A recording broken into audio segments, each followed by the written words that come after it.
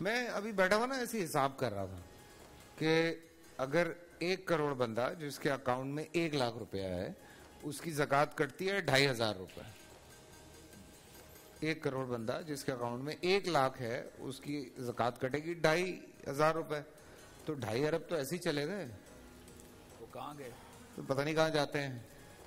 اور یہ میں نے بڑا کم لگایا ہے, میں نے بہت کم لگایا ہے. 1 کروڑ منیمم سے بھی منیمم ہے. یہ 23 کروڑ 24 کروڑ میں سے میں نے صرف 1 کروڑ لگایا ہے. یہ سارا نظام سیاست پر لگ جاتا ہے, اوپر سے نیچے تک سیاسی رشوت کے طور پر یہ رقم ساری لگتی ہے. سب جانتے ہیں زکوٰۃ کمیٹیاں بنی ہوتی ہیں, ہر پارٹی اپنے زکوٰۃ کمیٹی کے ممبر چیئرمین کو دیتی ہے, اور یہی ہوتا ہے اس ملک میں. میں آ رہا ہوں. امین شہیدی صاحب, ایک بڑی امپورٹنٹ بات, بینک میں اگر آپ اہل تشیع لکھ دیں تو زکوٰۃ نہیں کٹتی, ایسا کیوں ہے؟ یہ سیریسلی آئی وانٹ ٹو نو.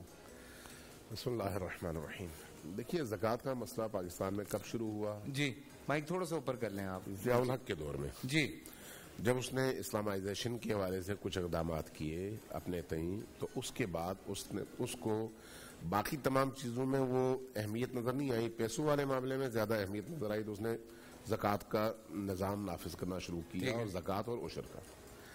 ہمارے ہاں جیسے بھی مفتی صاحب نے کہا, اس وقت اگر علماء اہل سنت بھی یہی کام کرتے تو یہ کام ہوتا ہی نہیں, لیکن انہوں نے یہ نہیں کیا. ہمارے علماء اکٹھے ہوئے, ہم نے کہا کہ بھئی زکوٰۃ ہمارے ہاں اپنے ارادے سے دینے سے کٹتا ہے, آپ کے زبردستی دینے سے نہیں, نمبر 1.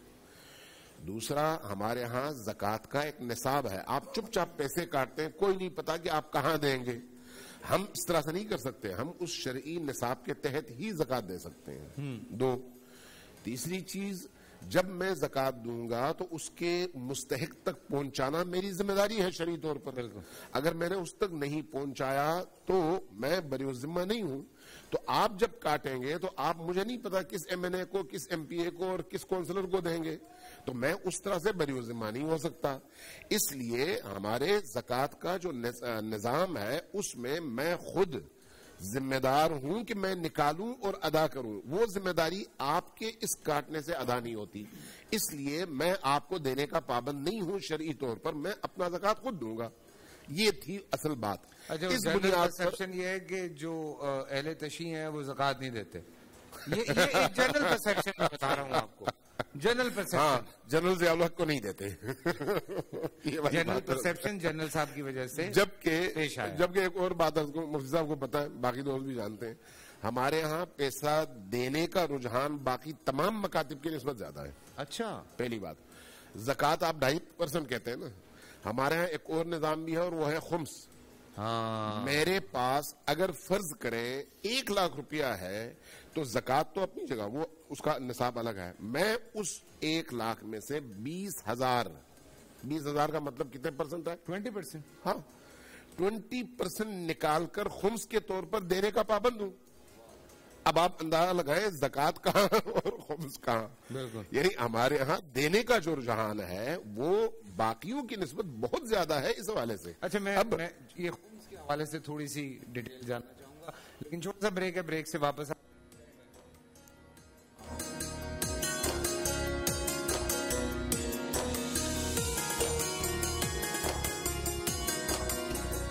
پورا سال انتظار تھا مجھے. اس رمضان میں 30 دن 6 ٹیمز, 12 کنٹیسٹنٹس اور کیش کا پاؤں.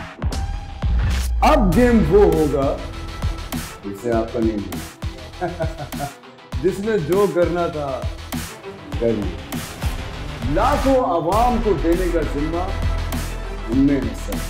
شور گونجے گا ہر گلی نکڑ اور دکان. رمضان لیگ بنے گی آپ کی پہچان.